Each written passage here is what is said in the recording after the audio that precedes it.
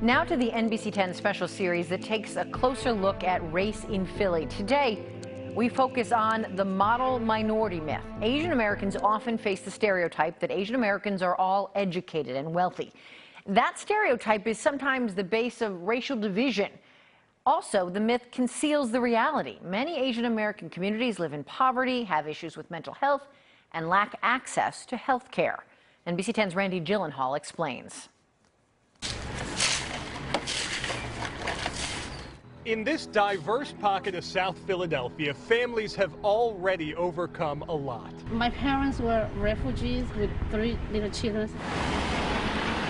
After the Vietnam War, these blocks along South 7th Street became a new home. In this neighborhood, we have a lot of Burma, Asian, Cambodia, Vietnamese.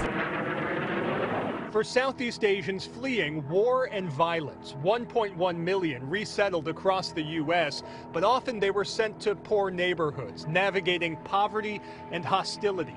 When it comes to refugees, we hold a lot of trauma, a lot of PTSD, a lot of mental illness from the war and the genocide. Gives a space for... Sarun Chan runs the Cambodian Association of Philadelphia, helping families with schoolwork and English, but also health care and social services. Many Asian American families face both generational poverty and a harmful myth that contends they got it easy. That we don't create waves, we're all going to Ivy League colleges, we're all making high income. It's called the model minority myth, a stereotype that casts every Asian as smart, a math whiz, maybe a doctor or engineer who's quiet and rarely complains. But it's a lie that can create unrealistic expectations, and it can breed resentment. The model minority myth, if you boil it down, was a way to put other minority groups against each other. Data shows Asian Americans are just as likely to work in low-wage industries like beauty salons and factory work.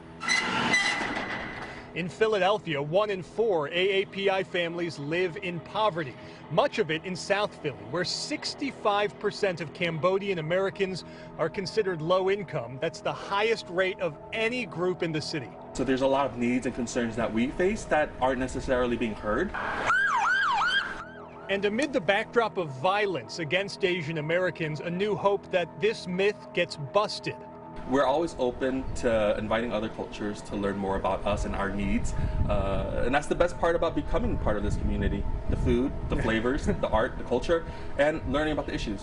Randy Gyllenhaal, NBC10 News.